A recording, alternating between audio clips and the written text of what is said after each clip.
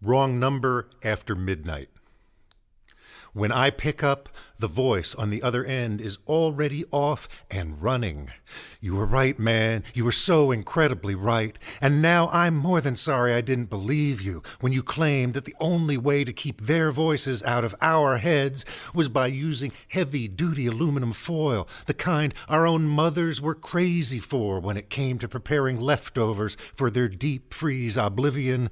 You tried to tell me regular foil's too thin for making any kind of proper headgear, a ponderous buffer zone helmet, or something less obtrusive and more stylish, say a wave-deflecting beret. Next time I visit, I'll be sure to bring enough of the extra strength for us both.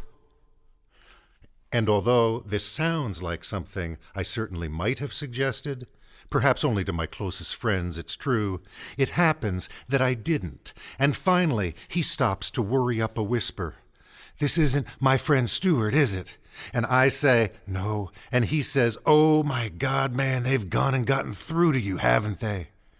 As if he's the one who can't believe what he's hearing, who's never felt so disconnected, standing in the middle of whatever room he's renting in his suddenly less than accommodating life. There's no way he can appreciate how accidentally he's reached me, how sympathetic I really am, the one other person who might think it's worth trying, this last-ditch defense against the aliens or the in-laws or those frightening late-night infomercial people. It's after midnight again, when everything that comes along is that much harder to resist, and where I've come to live, more often than I'd like, just a single touch-tone button away, apparently, from the madhouse.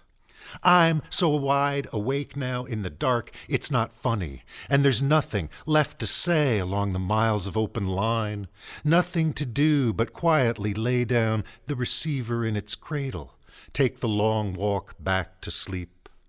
And if I make it that far again tonight, you can be absolutely sure that's when the Venusian scout ships will be closing in, or Patricia's mother, and somewhere Mr. Car Wax Guru will be setting a Chevrolet on fire to the paid-off astonishment of his TV studio audience.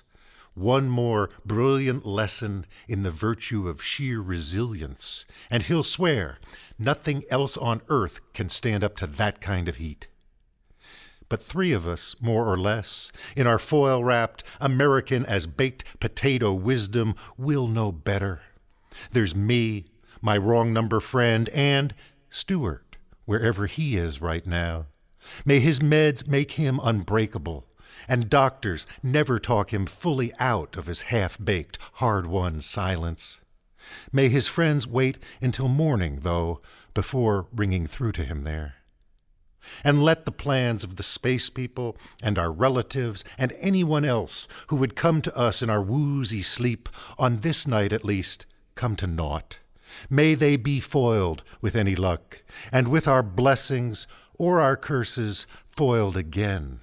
May it turn out they've been looking all along for someone else.